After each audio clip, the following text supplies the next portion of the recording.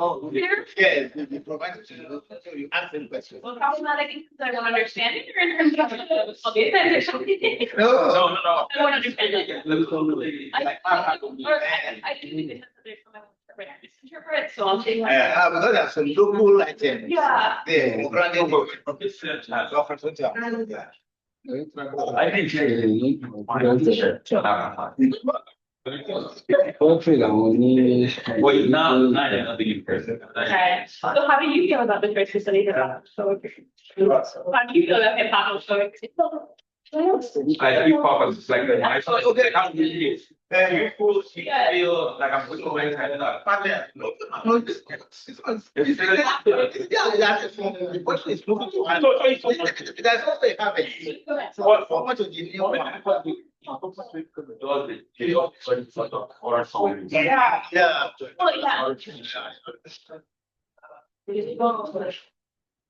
I'm thinking. For next LSC, something of that. For a time. For this, we have a teaching decisions.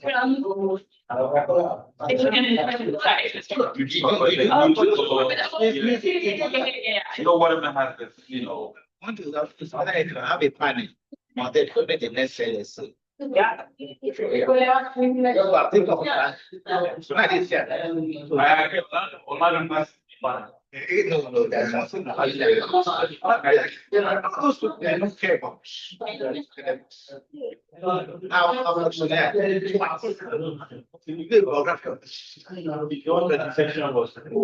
But I don't see it. I don't say recently that it was held captive.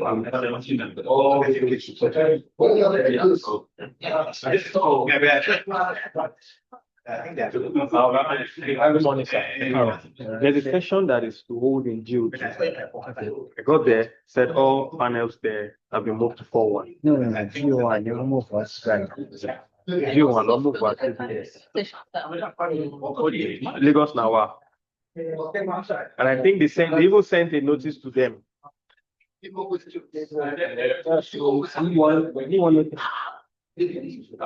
Right? No, you didn't know that. No, Lagos Nawa.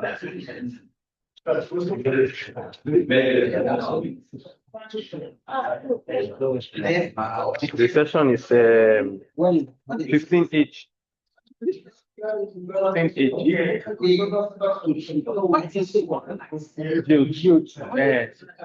G02, they said.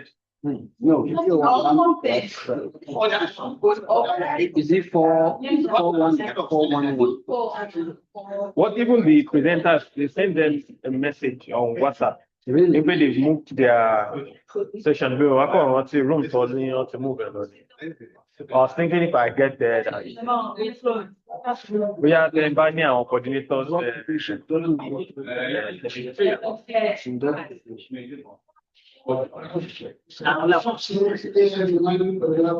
Book review the enemy by.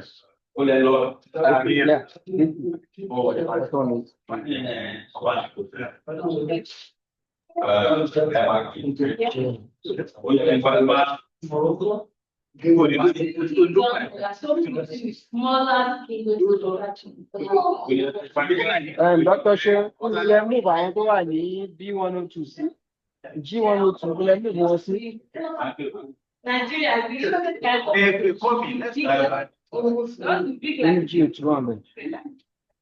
okay. Okay, because only one of the panelists, you know, not to move on you. Only will move out.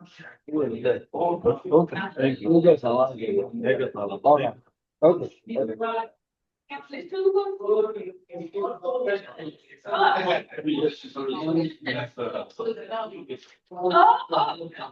So we should cap on. I don't know if the chair is yours. Who is the chair? I don't know. They've been communicating with us online. They have been sending messages to us. We really have the authors and then one of the panelists. So waiting for just Mama, madam, are you on this panel? I'm the chair. You're the chair. Oh, please. Okay. Oh, you want me to come and sit here now? Exactly. Are we starting now? Yeah, it's time. Oh, I thought it was 12:45. Yeah, it's 12:45 already. Already? Yes. Okay. 12:45 anymore.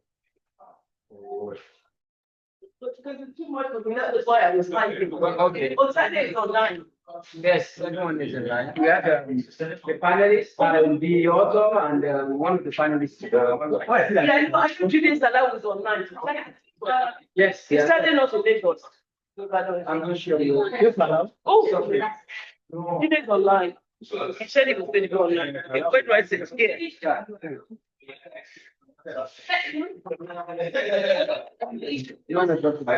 And what about Rasaq? Is he here? Rasaq.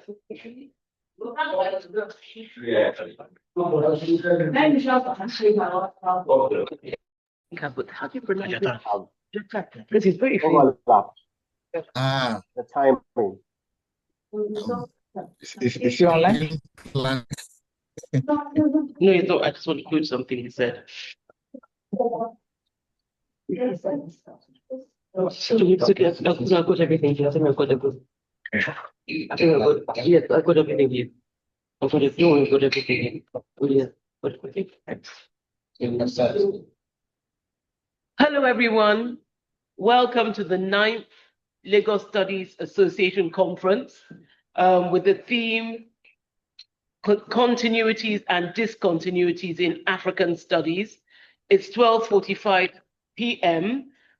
on a Saturday, the 21st of June, and we have gathered to meet the authors, the editors, Jide Salawu and Rasaq Malik Bolahan of African Urban Echoes, a poetry anthology published by Griots Lounge Publishing in 2025. My name is Olaton Gabby Williams. I'm the chair of today's roundtable. I'm a book industry journalist and a publicist, and the founder of Borders Literature for All Nations.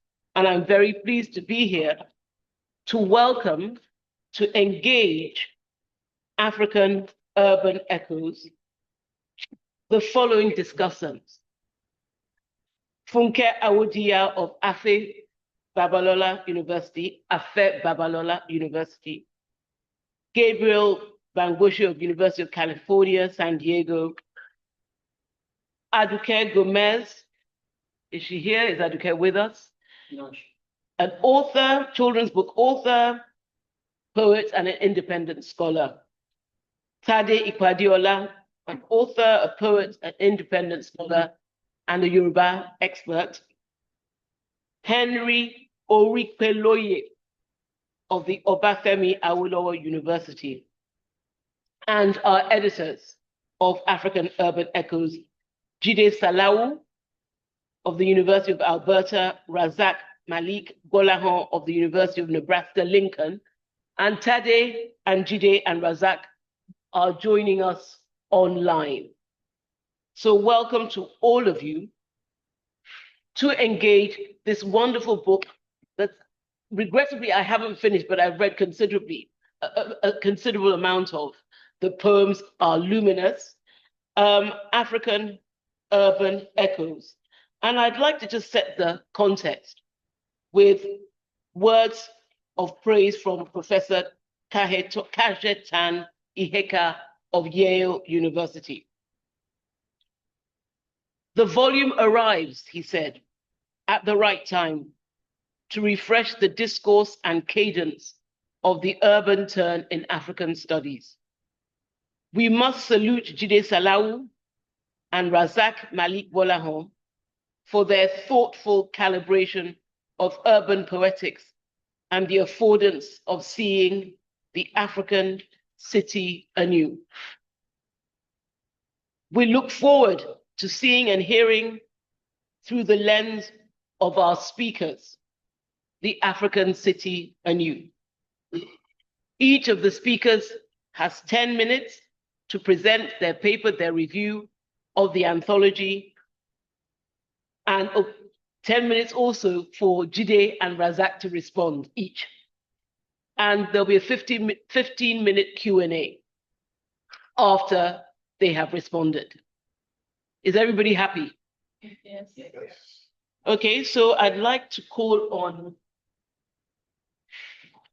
Gabriel Bangoshe of the University of California, San Diego. But first, let me read your bio. Gabriel Bangoshe is a scholar, poet, and assistant professor of African and comparative literature at the University of California, San Diego. His current research project focuses on how 20th century African women poets and intellectuals reinvent negritude poetics in Francophone, Lusophone, and Anglophone contexts. This research has been supported by the Hellman Fellowship, the Academic Senate Grants, the Black Studies Project Faculty Research Grant and Fellowship, and the Faculty Career Development Award from UCSD, the Mellon ACLS Fellowship from the American Council of Learned Societies, and the University and Louis Bevier Fellowship from Rutgers University, among others. Bangoshe's work has appeared in Comparative Literature Studies, African Literature Today, Interventions, Comparative Literature and Culture, Ariel, and The Translator, among other venues. So I now invite Gabriel to present his paper with the title as well, please. Thank you. All right, thank you very much. I'm back again. For those who were here for the first panel, I just want to begin by really appreciating the editors for bringing us this gem. It's a beautiful book. I love the cover, and it's a beautiful book. And I thank the LSA for really organizing this part. So I have fragmented notes I'm going to speak to. I'll begin by saying that African Urban Echoes is a remarkable poetry anthology that gathers diverse voices on the complex imagination of African urbanities. The anthology presents a melange of seasoned and emerging poetic voices from different parts of Africa in order to articulate intergenerational and transnational visions of life in African urban worlds.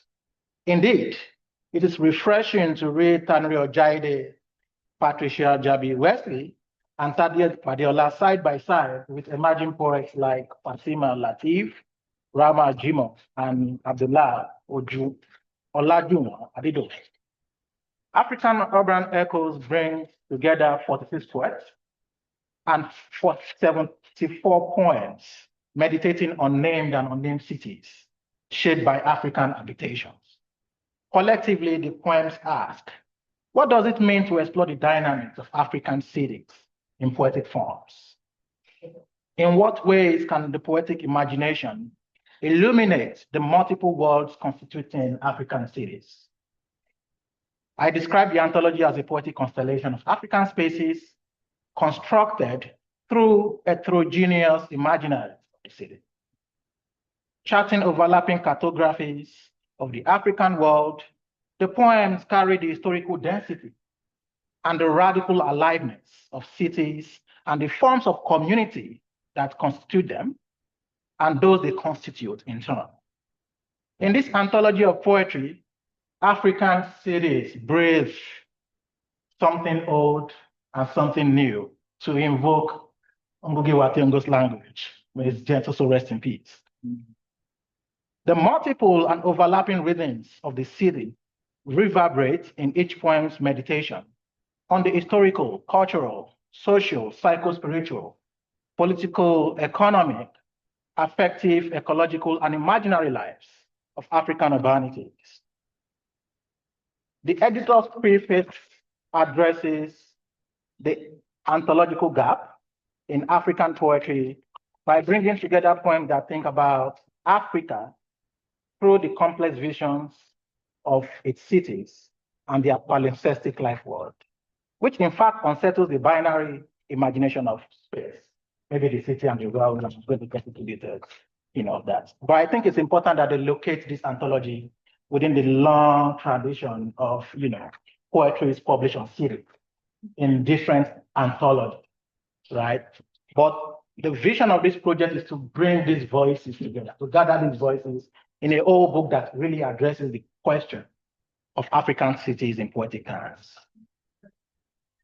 Listening carefully to the echoes animating the poems, I am interested in reflecting on how they carry the complex forces of the city or urban lives that place the African city in the entangled world that exceed, the city's border and singularity.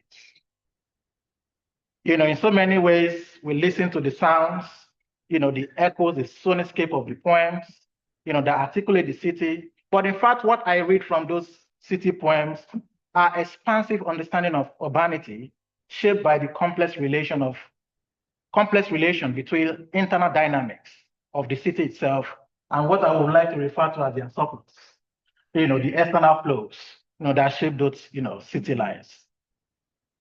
In the echoes of African urban life, the village and the city bleed into each other. Take, for example, the echoes of Village Imaginary in Chinua Ezenwa Aito's poems, The Flutist, and I Remember You, Mother, and the journey through spaces that trouble the singularity of the city in S. Swede Vashima Agema's poem titled Benwe's Call Through Makurdi to Yambe. In these poems, among others, the urban space embodies the conscripts of other spaces, which shows the conditions and, of course, the social, cultural, infrastructural, economic, and historical conditions and forces shaping the heterotopia of African cities.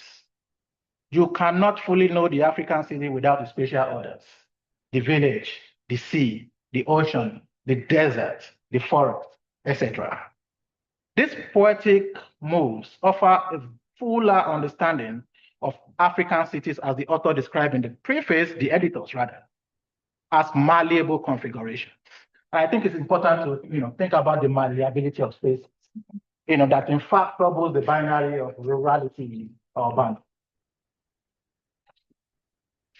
And because of my time, I'm just going to skip some parts and move to some of the parts I still want to reflect on.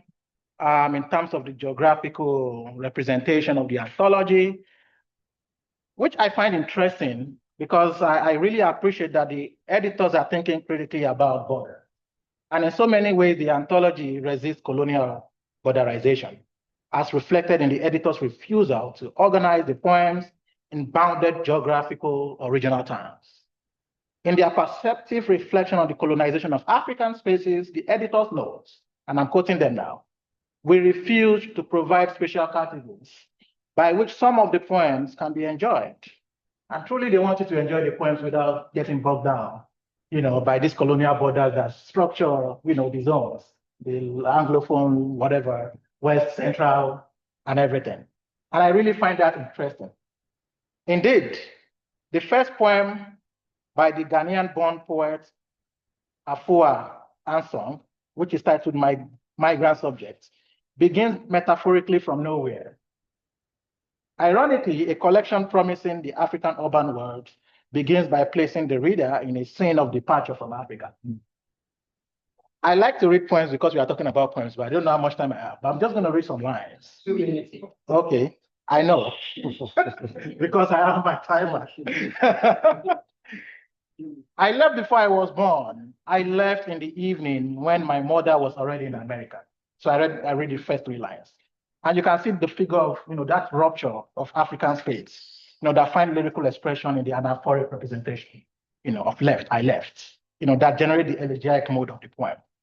But it's also important to note, and of course, the last poem is also kind of like an ironic mode that places the poetic subject in Yaba right here. So at the end of the poem, in the last stanza of the 4 stanza poem, we see the British, the poetic subject at the end holding a British passport, which is showing us that the subject is about to japa.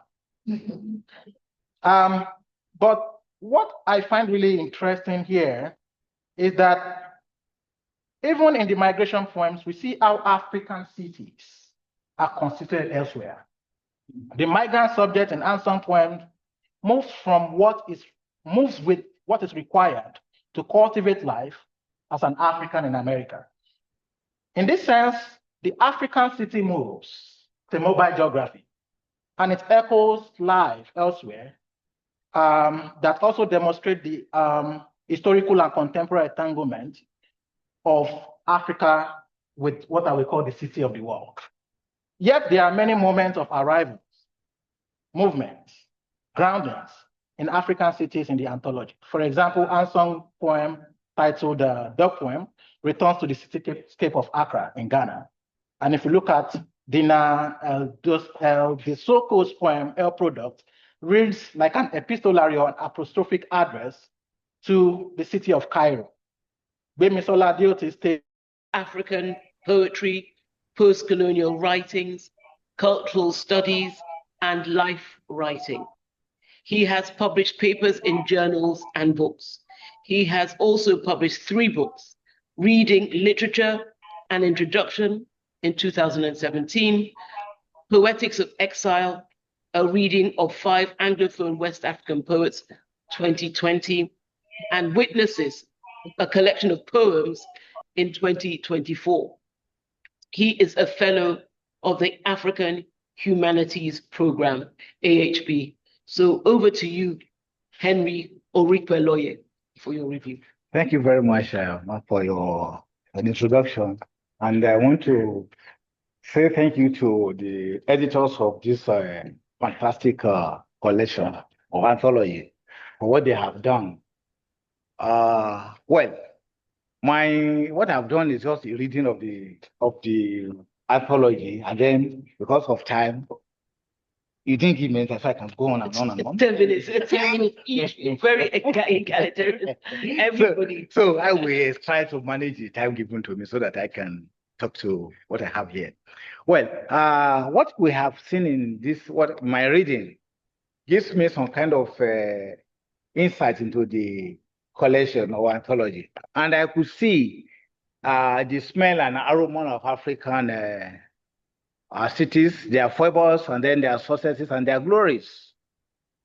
In the collection or anthology, the cities are presented like never before, bringing new experiences of voyages and personal contacts. Because what you have here, the poets, in a way, they bring out their experiences of contact, and while doing that, there's that element of the home they left. So it's a combination of a lot of things that they brought together. The city's breath, life, and death, their splendor and allure are mixed with nostalgic embrace. The poets sing dirge and elegy. They sing songs of praise and of hope. They lament the loss and laugh at the creative temper in white ecstasy. The city tells their own tales in new voices, each reverberating with the law of uncensored experiences. The cities are assemblage of lived experiences with each poet narrating his or her own life encounters. From Lagos to Dhaka, Joburg to Kampala, Nairobi to Cairo, Accra to Abulinla, and other insect cities of the African continent. They are stories so enchanting that the poets become forms of historical encyclopedia as they juggle history with personal experiences. The poets interrogate how poems bear meanings, struggles, and as a creative way of being and knowing. The anthology presents new voices that articulate a poetic presentation of African city spaces beyond earlier conjectures on the mapping of sociocultural contours of lived places in Africa. It is an evocation of places, cities, to underscore the construction of African identities. We come across the cities in their resilience in the face of human and natural depopulation.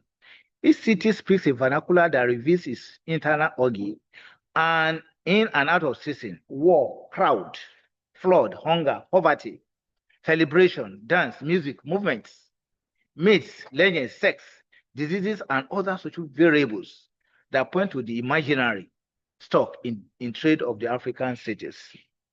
One significant tenor in the anthology is nostalgic echoes, as many of the poets look back at the home they left behind in the pursuit of vagrant voyages. Wandering is a constant concept in African narrative. Even the dead are moving. Patricia Jabe expresses this logic of wandering dead in I Come From a Country of Wanderers, saying, even in death, your people wander, your mother's body taken from its original home, only the remains that decades stay ahead, reburied to protect her from a country that eats itself. So we can see that kind of the idea, even the dead are not exempted from the idea of wandering that has been stigmatized as a form of African way of movement, that we move from one place to another, well, which is okay. For that kind of experience, we're able to gain insight into what is happening around us as a part of the world that we live in. Okay, let me try to look at this. Then, about this idea of home, we also see them remembering their home. I said that earlier. Then we also have the issue of homelessness, which is also very close to this, arising from infrastructure deficiencies in African cities in face of population explosions, leading to all forms of social problems, killings, robbery, and especially prostitution, as a way of survival, captured by Zama Madinana in an ode to Bram, when he says, but at night, Bram is caught between Hebrew ties, quenching sexual thirst. That is a kind of environment that we find. So, as I said earlier, there are a lot of things that the poets brought together in the making of this. And for me, it's a way of echoing our African way of life, and then what we do as a people when we are confronted with some vagaries or things that we are trying to work with around us. And another poem talking about homelessness, he says, in this solid city, the simplest should give code. Then we also have post-colonial interrogation in terms of exploitation, what is happening and how people have been oppressed one way or the other, or going through some kind of trauma as a sort of exploitation. And there's a particular poem talking about Enugu, and this one refers to the coal miners. We refer to as a kind of entrepreneur. And then the suit has demand, they're trying to reconstruct what the Bible says, that a house set on a hill can never be hidden. And the part is saying a house built on it could be hidden by the suit. And that is talking about the extent of the damage that will come from this type of thing. Then I also discovered that what I refer to as much of Lagos bashing in this anthology, as the city in the consciousness of the poets seem to have refused all forms of developmental interventions. Its crowd, flood, chaos, theft, traffic overflows, and its hastiness cannot be compared to any other cities in the world.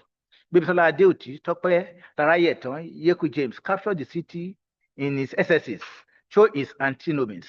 I perceive this approach as a form of dated poetry, poetry, by which I meant poetry capture at a historical moment.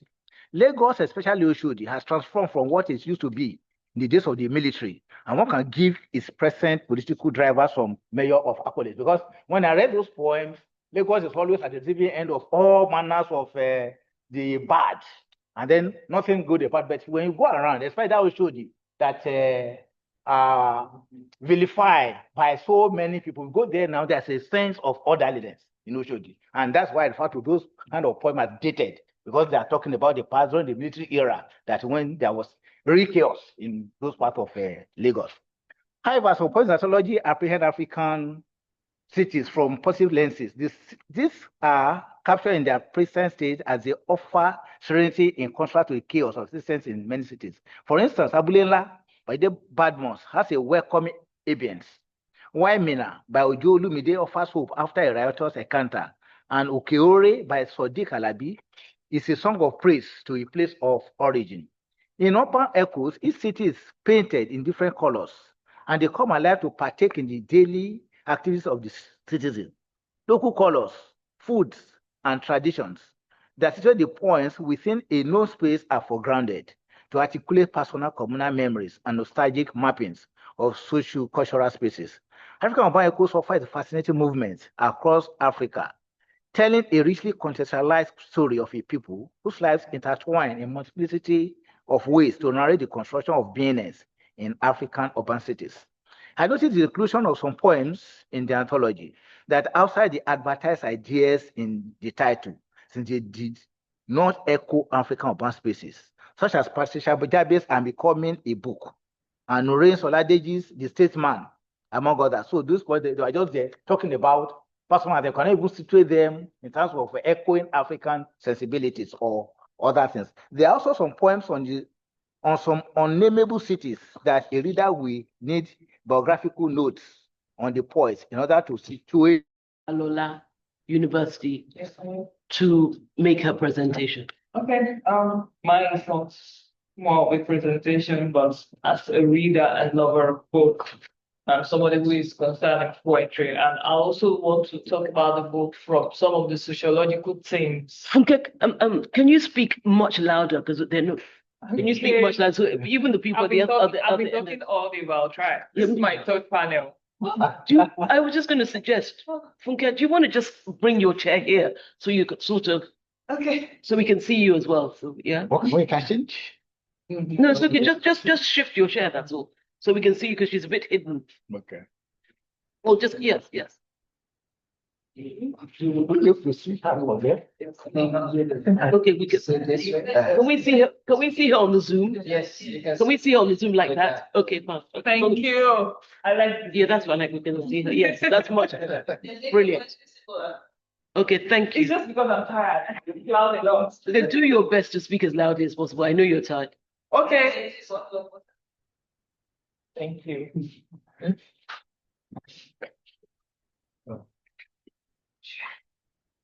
Okay, like I said, as a lover of book, a lover of poetry books, and as someone who also likes to talk about the sociological themes that this book reflects. First, I'll talk about themes of urbanization, social problems, and also identity.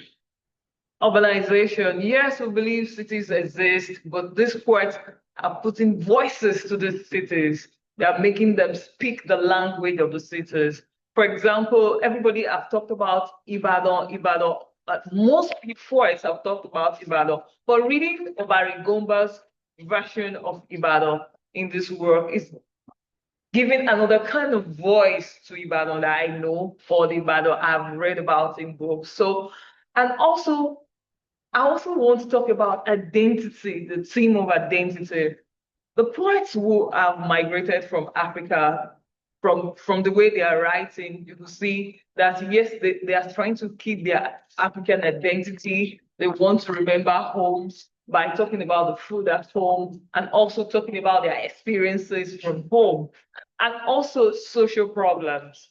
When Prof was talking about Oshodi, I have a feeling that probably somebody like Jumoke Verisimo, when she wrote that poem about Oshodi, she was still around and it was Oshodi of then. Yes, and she still wants to talk about the social problems in these cities, and she talked about it in a way that's probably that's the last time she saw Oshodi and what Oshodi looked like. I'm talking about other kind of social problems, talking about wandering. In wandering, I was able to see some of the things that happen in individuals' life that can relate with problems within the larger society. So that's why I said these poets, they are looking at Africa from different perspectives, despite the fact that they are talking about cities. These cities are not just, we're not just reading about the cities, we're seeing other themes, sub-themes from their poetry.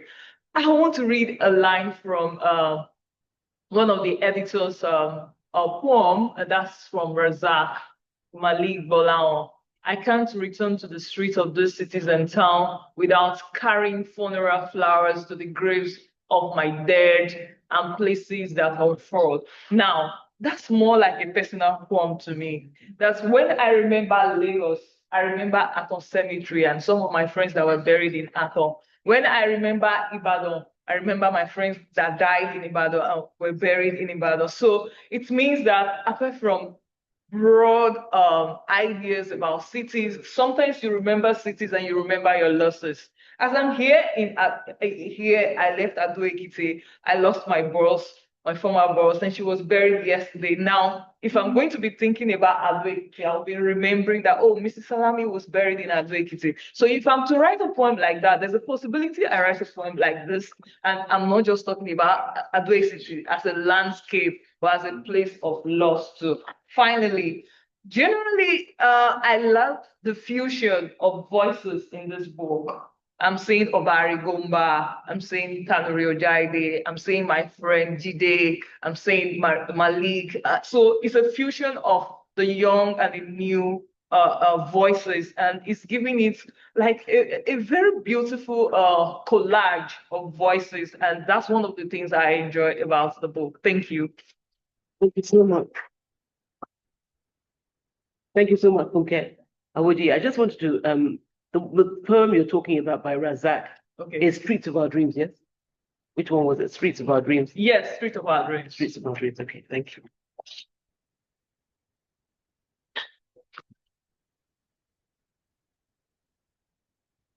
Well, thank you to Funke Awodi. That was short and sweet and punchy, review incisive. Thank you so much.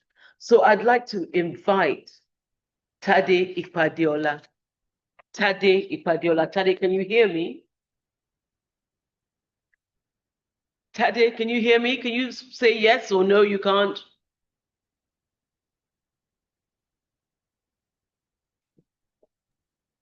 Probably, I think. Tade, can you hear? Network issue.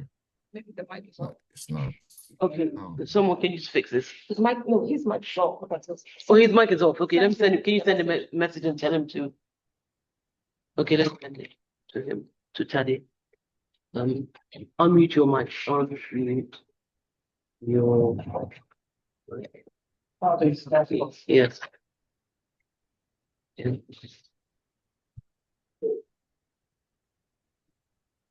Let's see.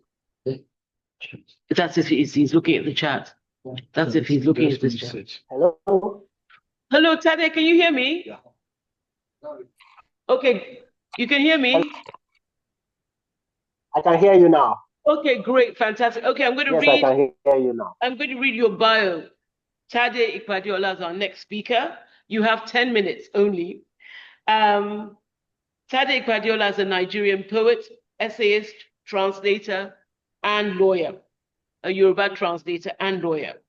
He writes in both Yoruba and English. He has published 3 volumes of poetry: A Time of Signs, published in 2000, The Rain Fardell, 2005, The Sahara Testaments, 2013, and Cold Brew, 2024. He has also published short stories and book reviews. In 2009, his poem Odidere Songbird in English won the Delphic Laurel in Poetry at the Delphic Games held in Jeju, South Korea. Tade Ikpadiola has also translated an important Yoruba novelist, Daniel Fagunwa, from his native Yoruba into English.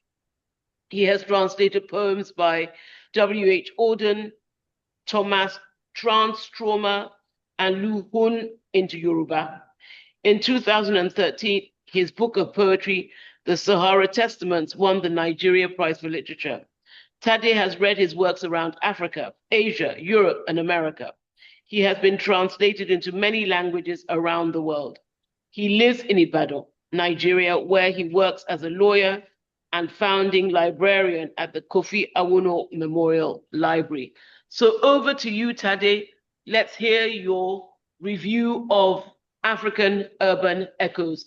You have 10 minutes.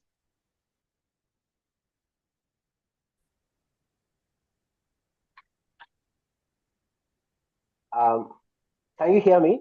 Yes. Can everyone hear me? Yes. Can we have it a bit louder? Thank you. So, I'm a contributor, and when you asked me to review this wonderful collection of poems on African cities, well, you're asking me to congratulate myself and to praise myself, because this is actually one of the projects that excited me the most this year and the preceding year. The reason why I think this publication is important is that for us who are Black Africans, we experienced other cities for the most part, either as workers or as enslaved people. I think that the freedom to actually, the liberation to actually see these spaces, what they are, as free agents, as sentient beings, who are not constrained by labor or who are not constrained by other considerations other than the aesthetic. It's actually a very novel, new experience for most of us in Black Africa. And for us to look at other African cities this way, I think is genuinely novel and genuinely a pleasure. I personally have read the poems and I've seen that engage places within Africa in a very, I would say, culturally constructive way. Very easy to read anthropologists and ethnographers and to how they African spaces, African cities as these, spaces that have no rhythm, no logic to them, that have really no consideration for modern life. But when we see through the eyes of this poet, see the human element, first of all. We see the people, first of all. We identify with their struggles, we identify with their aspirations. These are not just spaces that we cobble together to, to, to, to exist. These are places ancestrally, in the ancestral cartography of our people. They mean something. These are the spaces in which we originated our languages on the continent. These are the spaces in which we found scientific solutions to our problems. We found we solved our moral dilemma. And the value in this collection for me lies in the simple fact that we are engaging ourselves this way, not through the gaze of the external Caucasian traveler or external Caucasian Arab traveler. We are actually ourselves looking within to see what this guy has done in Southern Africa, what this other gentleman or lady has done in East Africa, what we are doing in West Africa, and we are beginning to see that actually we have made meaningful contributions to not just the architecture, to the conception and the advancement of the same. I think this is one of the most valuable contributions this kind of publication has made. And by the way, this is not very common on the continent. This is not very common on the African continent. Every one of this kind of publications we on the continent, in Europe, maybe 100. So I think if the value of a thing is determined by its thing, its contribution to the discourses of urban spaces in Africa. I hope that answers the question. I'm afraid is my thoughts on this endeavor and to be celebrated. Thank you very much. Thank you very much. Am I still with you? Thank you very much to Tade Ikpadiola for that really illuminating perspective on the anthology, and also particularly because he is a contributor to the anthology, and I particularly enjoyed your poetry in the anthology, Tade. Okay, so now we move on to our very last, but not the least, speaker, discussant on the panel, Miss MS Aduke Gomez. Your biography. Aduke utilizes her legal and advisory skills to assist in business and creative development. Commencing her career in legal practice with the law firm of Udo, Udoma, and Bello Osage, she later worked for many years in various leadership roles within Ecobank Nigeria and Leadway Pension. Aduke was appointed to the Governor Fashola Administration of Lagos State in the role of Senior Special Assistant Secretary to the Lagos State Hotel Licensing Authority in 2011. She was also appointed to serve as a member of the Lagos State History Committee and as a member of the Lagos Carnival Committee, where she headed the Junior Carnival Subcommittee, responsible for the participation of 2,000 school children. She was recently awarded the Presidential Distinguished Service Award by the President of Ireland. So welcome to Aduke, and we're looking forward to listening to your paper on African urban echoes. Good afternoon, everybody. Thank you, Tom. Can everybody hear me? Because I seem a bit far from the mic. You can speak as loud as you can. Yeah, just speak as loud as Coming to the mic. Can you all hear me? Can you? You speak in your voice. Speak loud. Yeah. So, hello, everybody. I know we're running out of time, so I'm just going to mention a few of the points that I had. I mean, obviously, all the great and wonderful things that has been said about this collection, obviously, I align with them. But there are certain kind of comments I have that I'd like the authors to address. It's called African Urban Echoes, but I noticed that out of 46 contributors, there are about 28 Nigerian poets identified from what I assume are Nigerian names, and there may even be more, perhaps from parts of the country whose names I don't recognize. And then out of those 28 Nigerian poets, 18 are Yoruba.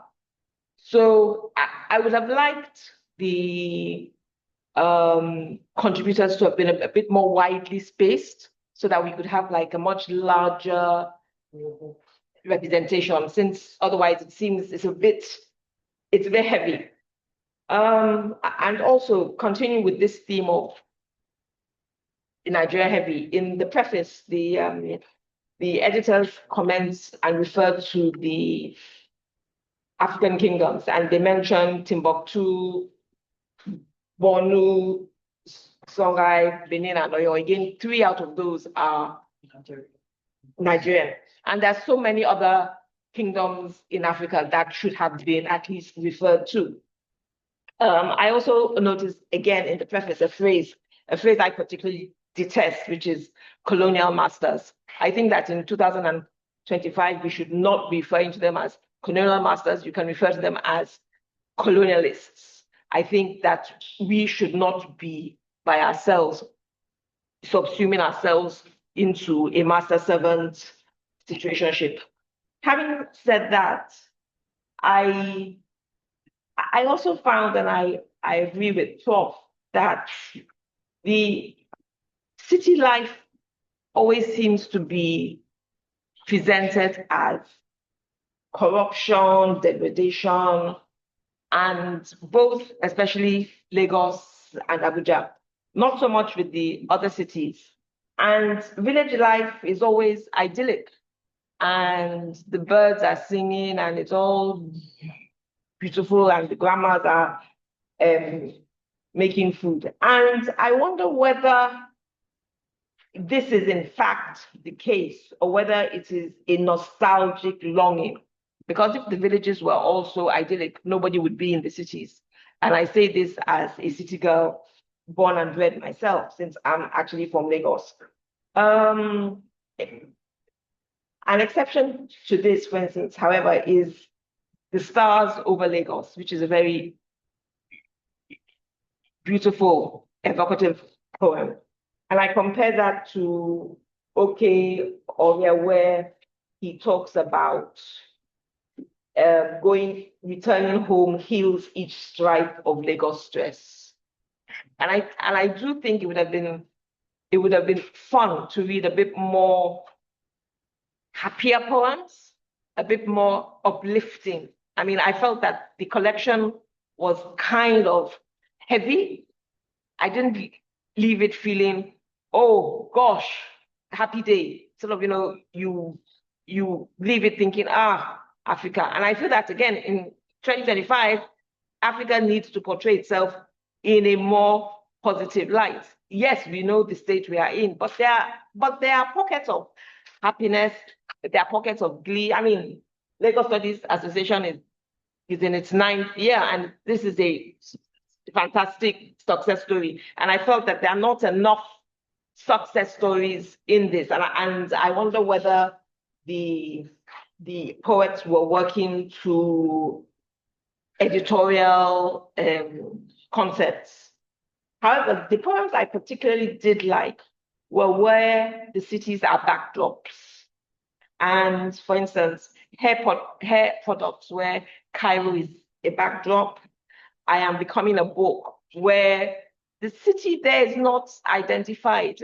We talk about IU now. Is that University of Ilorin, or is it a typo, and is it University of Ibadan or Ife, or maybe it's a university in the States? I don't know.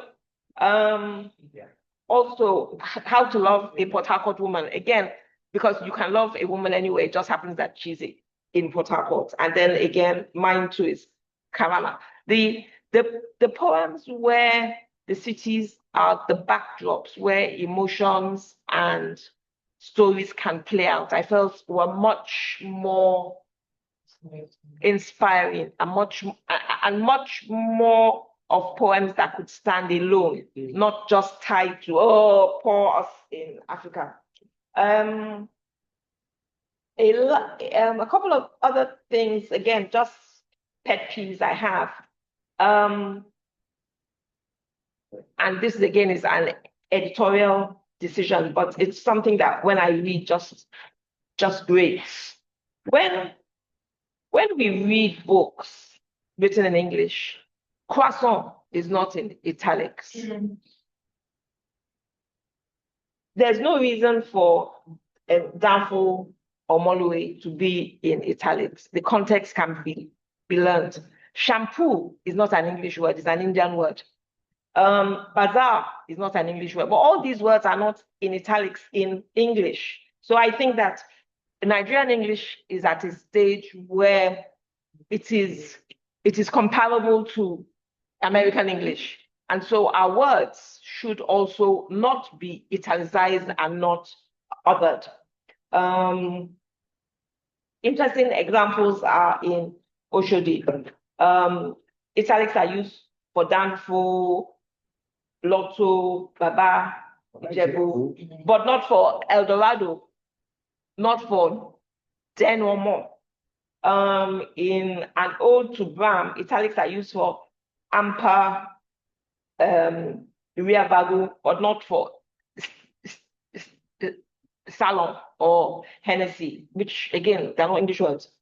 Kafa, Kabuga, the phrase Kano, Tumbum, Gewa is in italics, but not the word bazaar. Again, it's an editorial thing and it's just a pet peeve of mine. Others might not see or even agree. Having done editorial work myself, again, I'd like to compliment the editors. I mean, to get all these editors, all these poets to have actually submitted poems and submitted them before your publication timelines is a feat that ought to be congratulated. And overall, yes, great collection, great contribution to the canon, thank you. But I felt that I would be doing a disservice to having been appointed on this panel if I didn't bring a touch of negativity. Thank you.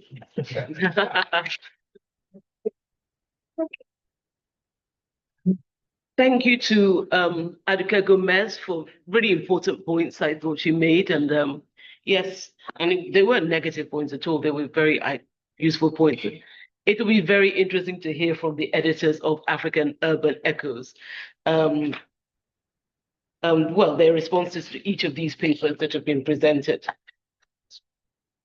very eloquently by our discussants. So I'll start with Jide Salawu. Can you hear me, Jide? You can hear me, okay? So I'll start with your I biography. can hear you. Great. Welcome to the editors. It's your turn in the spotlight now to respond. So Jide Salawu is the author of Preface for Leaving Homeland, published under the African Poetry Book Fund box set series. His work has appeared in The Fiddlehead, The Walrus, Poetry Pause, Literary Review of Canada, Lit Hub, CBC, Prairie Schooner, I don't know, Rattle, and Transition, among others. In addition, he was a Joseph Voss Fellow and the recipient of the James Patrick Follansbee Award for Creative Writing at the University of Alberta. Salawu's book, Contraband Bodies, will be published in the fall of 2025 by, is that New West or New West Press in Canada and Narrative Landscape Press in Nigeria. Currently, Salawu is an assistant lecturer at the Department of English and Film Studies at the University of Alberta, where he's also completing a thesis on the city and the country in African migration narratives. So it's my pleasure to welcome Jide Salawu, one of the two editors of African Urban Echoes, to present his response to the discussants. Okay. I don't know. Thank you so much. Can you hear me? Yes. Okay, absolutely. Yeah, thank you so much for the beautiful comments on the book. I appreciate the time all the discussants took to read the book and give feedback, their reflection, their reviews of the book. So in order not to take our time, I think I would just move from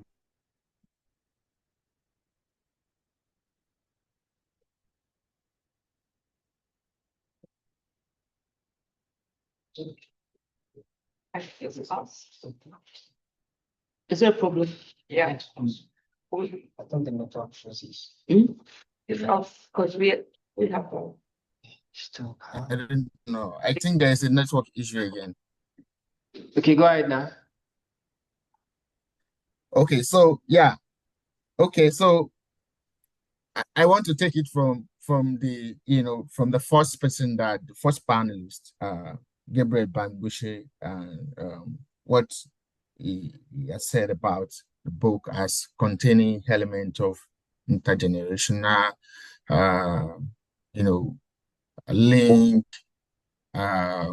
in terms of how the poets are responding, or they bring in maybe families, life, personal, private affairs of older generation, parents, and siblings into their work, and in terms of the that we assemble collection or anthology, the kind of have some poets who are of older generation, and then we have the new folks, the new generation African poets as well, which I and Rasaq belong to.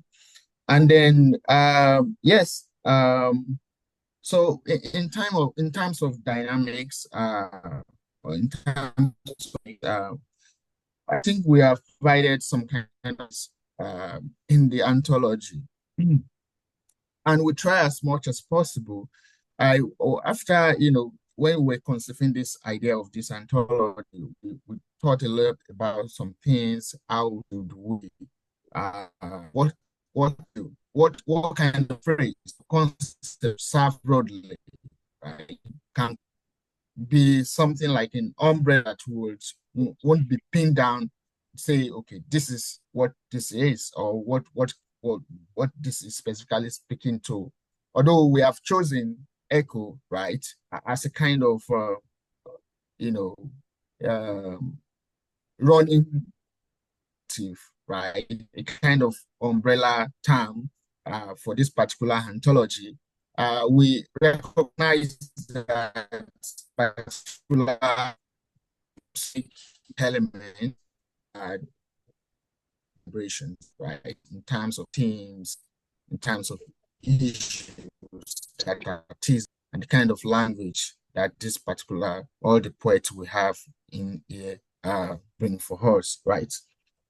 So yes, I think he also raised the idea of when he was actually reflecting on Chinoa's work, he raised the idea of the village, the country, and the city as well, becoming and recognizing the strength in that work, that kind of nostalgic force that the person has for this particular past they have left behind. Right. So I'll go back. I'm coming back to that, to what Aduke Gomez asked on the issue and the issue of country and the city, that kind of binary that continue to persist in African migratory imagination. Right. So also I will come back to what Dr. Ripelui said about the book, about the theme of homelessness and movement. Yes, we some of the poets we even have here, they are migrant subject themselves. Myself, Rasaq is not Nigeria.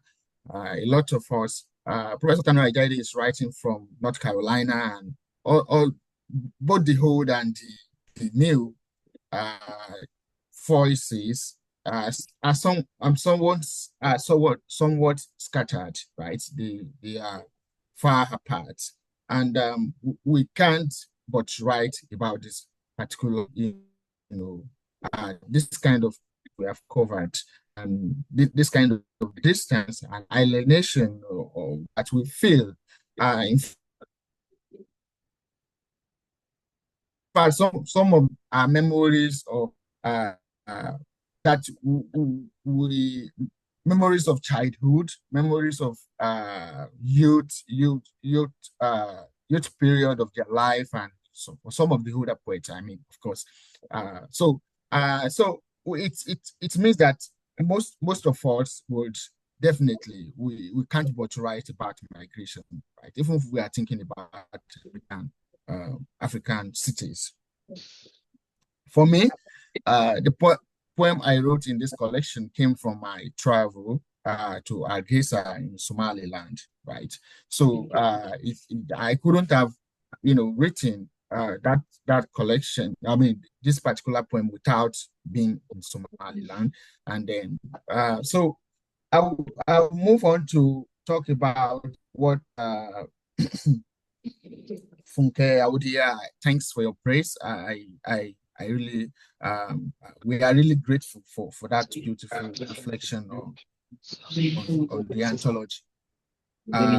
Saying that it's a beautiful collage, and it broadly covers Africa. I think those particular images are there for us to think about. Although it is not all of Africa we cover, there are some cities that I would have loved for us to include in this collection, but they are not just there, right? And we should also know that this is also a kind of, who would try as much as possible not to talk about imperial influences in kind of in modern African literature, right? But it just all in blow, right? Because we couldn't access other data who are in our tradition, Lusophone Africa, Francophone Africa, and not Africa. I would have loved to receive poets and contributors from, say, Tunisia, Algeria, or something like that. But these are poets that are writing in they are writing in Arabic language. Jide, Jide, can I just give you one? Can you just wrap up this thought so I can move on to Yes. Rasaq, because we have Q&A as well. Do you mind? Can you hear me? Just yes. Yes, we can hear you, but if you could just wrap up these in the last thoughts. Okay, yes. so so my point is that, well, just on Aduke Gomez, I would say we try as much as possible to give the contributors, the liberty to retain their work in that particular. Poets are very I would say they are not people you can just deal with like, I want you to put your phrase this way. Some of them are very I wouldn't have the right word for hits now, but they don't just want to, so we don't want to, they are very particular, right, about what the word choice and the kind of choice they are making. So just try as much as possible to something that could. Oh, I can hear again. Right. That's why I think we lost them. Yeah. No, there's a problem. No, we can hear you. No, there's a problem. Rasaq, we're not ready for you yet, Rasaq. We're not ready. We're not quite ready. So can you just wrap it up? Just finish your thought, please, Jide. And then we can move on to Rasaq. Okay, so on italics and other choices, editorial choices we are making, and I think on the binary of the city and the country, what I would just say there is that I recognize that binary is there, that stereotypical way of seeing the city as chaotic, as place of disillusionment, and that peaceful geography of the rural space is there, right? They are kind of dominant in African writing, But then I think what we have here is some kind of nostalgia, nostalgic element. It's not really, but as a critic, I will just allow that, because you can, if that is the impression you have of the book, then fine and good, right? I wouldn't say that's because I don't want to say that's how you must read the book. Depends on where you are, you are seeing that particular image of the country. Thank you very much, Jide. Thank you so much. Thank you so much, Jide. Thank you. That was a very passionate defense, and not a defense, a passionate response to the comments made, observations made by the various discussants. Thank you, Jide. Now on to Rasaq Malik Bolahon, the second editor of African Urban Echoes. Your biography, welcome. Your biography. Rasaq Malik Bolahon is a Nigerian poet, performer, and translator. He is a co-founder of Atelewo, a digital journal devoted to publishing literary work written in the Yoruba language. He is the author of the poetry chapbooks Home in This Land, Akashic Books, 2018, selected for chapbook box edited by Kwame Dawes and Chris Abani, and also The Other Names of Grief, published by Konya Shams Rumi, 2021. He is also the co-editor of African Urban Echoes, published by Griots Lounge, 2025, and Atelewo Pelebe, 2018. So welcome, Rasaq. So lovely to have you with us. Let us hear your response to the observations, remarks made by our discussants. Yeah, thank you so much. Can you hear me? Yes, we can hear you. Oh, okay, perfect. So I want to thank all the panelists for engaging the anthology. And like ReadersSalawu said, I think Jide responded to some of the questions raised by the panelists.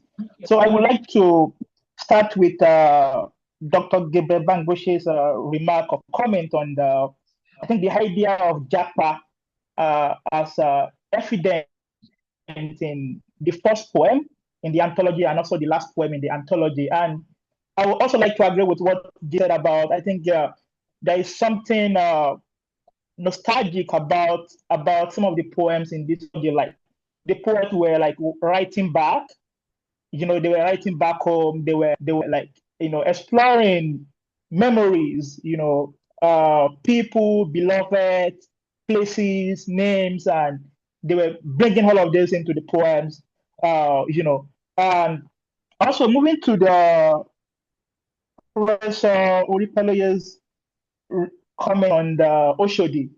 Yeah, I grew up in the sharing, so I'm not familiar with the landscape there, like Oshodi particularly, but I also want to agree with that. Like there are new development, there is growth, and and I believe that it's a continuous thing. Poets would always continue to explore some of these landscapes that we know, both familiar and unfamiliar landscapes in their poetry. And to all the Funkers, the idea, diffusion of voices. Yeah, because when we were thinking about this anthology, we also wanted to spread or expand the scope of the anthology. Like, how do we represent both the older generation and the contemporary generation in this anthology? So, and in a way, and that would bring me to what Ms. Adukai Gomez said about the representation in this anthology. We have 28 Nigerian poets and 18 are Yoruba poets, are Yoruba people. We opened the call for submission, I think for like 7 or 8 months. I mean, we didn't rush the compilation of these poems, and I believe poets were writing whatever they wanted to write, and because we weren't looking at geographical, like, okay, fine, we needed more poems from these people. No, that wasn't how we conceived or we collected these poems. We opened the submission for like 8 months. We also had to postpone the deadline, and so that we could at least receive poems from other countries. But at the end of the day, this were like, what we got. We didn't focus particularly on the Yoruba people or the Igbo people, or no. So the poems received, so we had to go through the poems. We had to reject some of the poems that weren't really exploring what we intended, in this anthology. So I think we did our best in, trying to make sure that we waited for the poets to write poems and send the poems to us. So poems collected in this anthology are the ones that, were successful at the end of the day when we read the anthology. When we read the submissions. So yeah, I think like we mentioned in the preface, I think it's consistent, and that's why we try to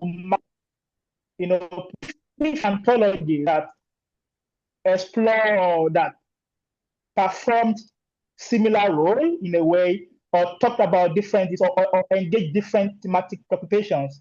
So I believe other people who want to probably work on a similar trope in the future would definitely fill in the gap and try to, get more entries from other countries. But like it's not easy, And also, at some point, we have to solicit poems too, so that we could at least represent other countries. But yeah, these are all what we got here, and thank you so much for that. Then I think, I think that's all from me. Thank you so much. Thank you ever so much. Rasaq, Malik, Bolahan. We've got, I think, 10 minutes for Q&A.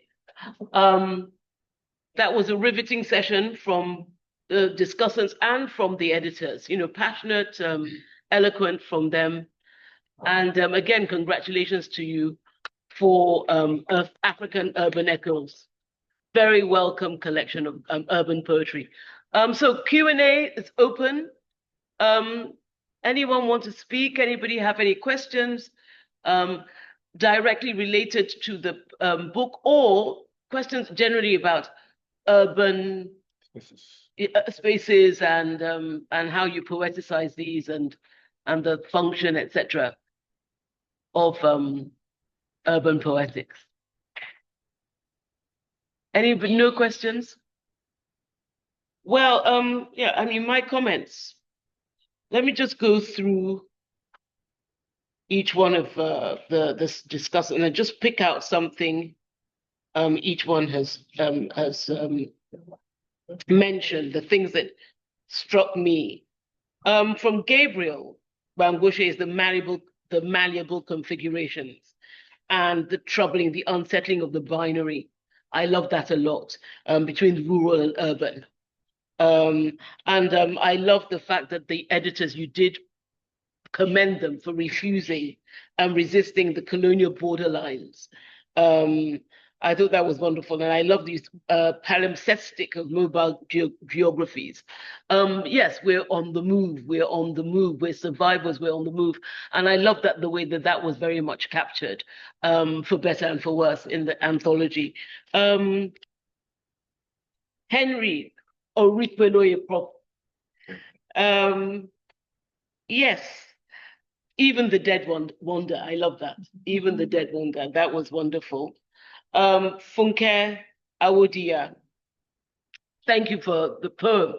Rasaq, Malik Bolahan's poem, Streets of Our Dreams, and referencing that so specifically. I think that's one thing we didn't get enough of enough direct quotations from some luminous poetry we had in the collection.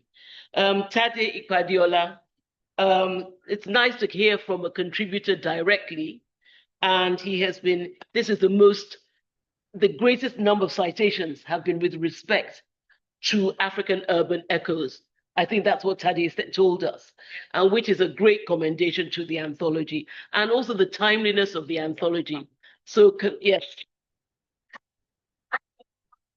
And I mean, Tade, as usual, did say lots of things that that did strike me, that the perspectives are very refreshing and emancipating. Normally, the perspectives we get are workers or enslaved people in cities, and it's wonderful to have the perspective of free agents commenting on city, living in city spaces.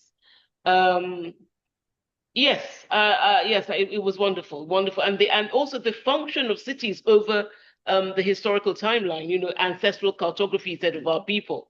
And these are important historic spaces where things have happened, important things have happened, solutions. He talks about the foment of development and civilization and what urban spaces represent. Yes, and yes.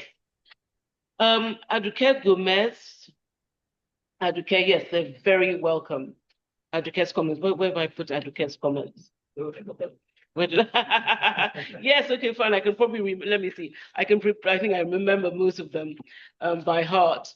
Yes, the representation was addressed. The call for submissions and only engaging the ones that were submitted. I mean, it's very logical and fair enough. Yes, and also the fact that yes, you weren't really looking too much at the tribal representation. You were looking at the poetry and the intrinsic virtue of each of the poems submitted. Yes, Aduke also talked about nostalgic longing for this idyllic village life, and if it were so idyllic, why are there so many of us in the cities, and why do we come to the cities? Pockets of happiness and success she mentioned. I believe in interpreting and translating as is, you know, but yes, we need to have that balance, even if it is a tiny pocket. It deserves to be floodlit. And that was my own response to Aduke's comments. And yes, I'm becoming a book. I thought that was wonderful. You know, the city as backdrop, coming back to Prof's comment about how it was simply included there. I actually quite liked the focus on the particular human life within the context of the wider context of the city. So we zoom in onto one person living in the city and the library experience. And we tend to find libraries also in urban centers. Definitely. although they should be in villages as well, but that's a different conversation. Yes. And yes, Aduke, yes, I mean, sovereignty, language sovereignty, Nigerian English is very much on a par now with all the other Englishes we have out there. And I think that fantastic movement was validated by the Booker Prize winner in England, Marlon James, with A Brief History of Seven Killings, I think, where he wrote in Jamaican English. And I think that sort of, yes, I mean, that was sealed. That's a done deal now, that all these other Englishes are their peers. They're part of a network of languages. And I thought that was very well worth pointing out. So, gosh, this is really wonderful. I loved it. I haven't finished reading the anthology, but I've read so many of them. And I'm very biased, but no, I'm not. Atade Ikpadiola, you're a wonderful poet. And may that well of inspiration never run dry. And yes, thank you so much to... Yeah, question. The questions on the screen, I can't see them. Yeah. You have to. Oh, where are the questions? I just want to say someone, yeah, Uchot Yvonne, okay, wants to ask questions. So okay. Yeah. Well, so please ask, what do I do now? You should write into the Q&A. Please ask those guests. Yes, those guests who want to ask questions, please do. Okay, okay. Oh, Carly's here. Yes. Yes, ask them, just write your questions. Yes, thank you. Yes. Carly's here. Okay, great.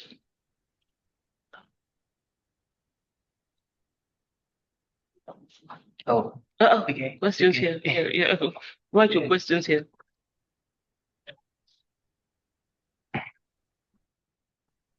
right. Thank you. Where are the questions? Tell them. Maybe announce. Hello, look, the guests who are here, please write your questions In the Q&A. in the Q&A. Yeah. Okay. Hello, Carly. Welcome. She can speak as well. And speak. Yes, answer live. Yeah. She can speak only right, except She can't speak. She can't. Okay, right. Okay, right. Type your. I'm not checking it all, so you have to take it. Okay. Greetings. Oh, I see. Okay, let's answer her then. Let's type an answer. It's written. Hello, dear Carly. Yeah,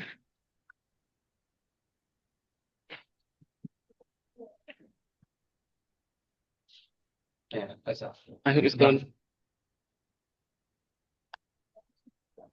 Okay, so no questions from the audience. A very dynamic panel talking on African urban echoes, and a very good job done by the editors, Jide Salawu and Rasaq Malik Balahan. A big round.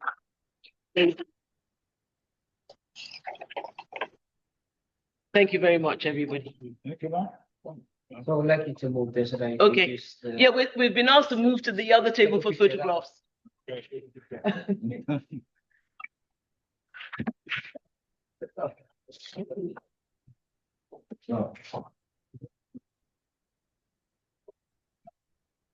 I stop here. Yeah, yes, sure. Take it back. Yeah.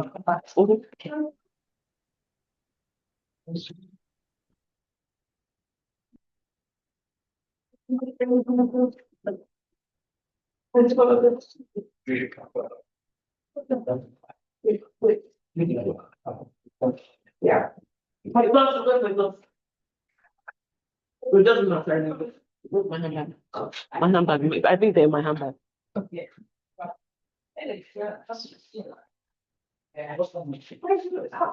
Bye bye, everyone. Take care. Bye.